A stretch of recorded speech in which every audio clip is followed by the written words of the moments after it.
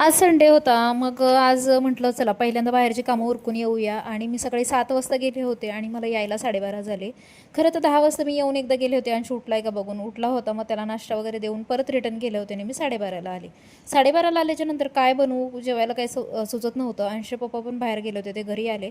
तर म्हटलं चला कोबीचे पराठे बनवूया. रोज रोज काय भाजी खायची आणि चपाती खायची. आता इतकं ऊन आहे की कंटाळा येतो जेवणाचं पण. आणि हे मी जे मशीन आहे ना, हे मी मागवलं होतं चॉपर, USB चॉपर आहे हे. आणि हे मागवलं होतं मिशोवरनं आणि म्हटलं चला याचा वापर करूया. खूपच बारीक अशी कोबी ह्याच्यामध्ये चिरली जाते. इतकी सुंदर, बघू शकता किती भारी चिरली गेली ना. तुम्हाला घ्यायचं असेल तर कम्युनिटी पोस्टला मी लिंक दिली, याची घेऊ शकतात.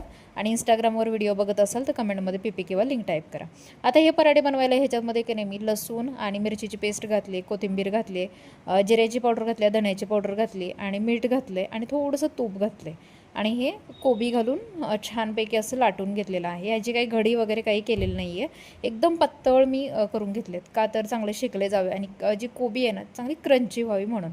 त्याच्यानंतर याला छानपैकी असं तूप लावून भाजले, कारण मला ह्या दोघांना लेकांना तूप खाऊ घालायचं आहे म्हणून. कारण असं ह्या दोघांना तूप आवडत नाही. आता दही पण खाऊ घालायचं आहे म्हणून खरं तर हा पराठ्यांचा घाट केला होता. तर सगळ्यांनी जेवण केलं आणि मग भांडी घासून घेतले पटापटा. चला तुम्ही सबस्क्राईब करून घ्या.